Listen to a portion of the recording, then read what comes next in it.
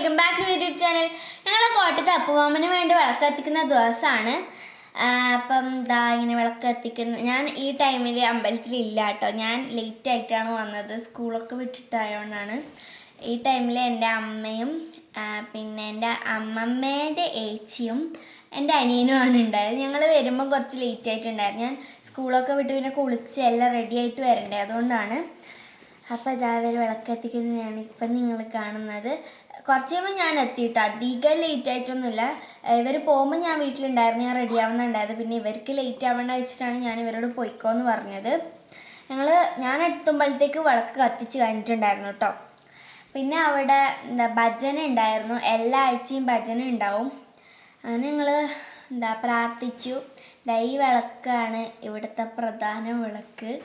അപ്പോൾ ഞങ്ങളിങ്ങനെ ഇത് നീലിയാർ ഭഗവതി ക്ഷേത്രമാണ്. ഞാൻ ചാനൽ തുടങ്ങിയ സമയത്ത് നീലിയാർ ഭഗവതിനെ കുറിച്ചുള്ളൊരു ഷോർട്ട് ഇട്ടിട്ടുണ്ടായിരുന്നു.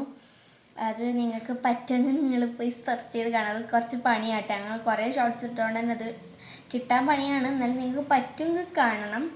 അപ്പോൾ അവിടെ ഒരു അമ്മമ്മ ഇരുന്നിട്ട് പാടുന്നൊക്കെ ഞാനിങ്ങനെ നോക്കുകയാണ്. ഇവിടെ ഭജനയാണ്, എല്ലാ ദിവസവും ഭജന ഉണ്ട് കേട്ടോ. പിന്നെ എനിക്ക് പറയാനുള്ളത്, ഇവിടെ ചെറിയ കുട്ടികൾ മുതൽ വലിയ കുട്ടികൾ വരെ ഫോണിലാണ്. പക്ഷേ വലിയ കുട്ടികളല്ല, വലിയ ആൾക്കാർ വരെ ഫോണാണ്. എന്തിനാ അമ്പലത്തിലെ പൂജാരി വരെ ഫോൺ നോക്കിയിരിക്കുകയാണ്. എനിക്ക് അതൊക്കെ കണ്ട് ചിരി വന്നു ഗൈസ്. എൻ്റെ അനിയനെ കാണിച്ചു തരാം. ഇതാണ് ഞാൻ പറഞ്ഞ ആ ചെറിയ കുട്ടി.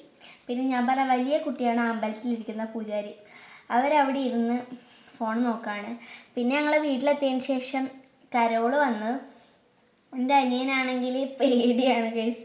അവന് പെട്ടെന്ന് ആ ഒരു മാസ്ക് ഒക്കെ കണ്ടപ്പോൾ പേടിയായി. ആ ക്രിസ്മസ് കെട്ടിയ ആ ചേട്ടനാണെങ്കിൽ ഇവൻ്റെ കൈ പിടിച്ച് ഡാൻസ് കളിക്കാൻ നോക്കി.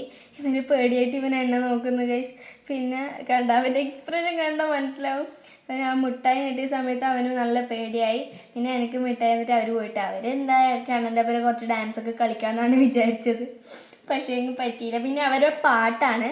അപ്പൂപ്പൻ വന്ന സമയത്ത് അവർ പാടുക, അപ്പൂപ്പൻ വന്നേന്ന് പറഞ്ഞിട്ട് പാട്ട് പാടുക. അവർ പോകുന്ന സമയത്ത് അവർ പാടുക, അപ്പൂപ്പൻ പോയേന്നും പറഞ്ഞിട്ട് പാട്ട് പാടുന്ന കഴിച്ചു. എനിക്കാണെങ്കിൽ ചിരി വന്ന് നിൽക്കാനും കഴിഞ്ഞില്ല. അങ്ങനെ കുറച്ച് കഴിയുമ്പോൾ അത് അടുത്ത കരോള് വരുന്നത് കഴിച്ചു. ഞങ്ങൾ പുറത്ത് പോകാൻ വേണ്ടി റെഡി ആവുന്നായിരുന്നു ഉണ്ടായത്.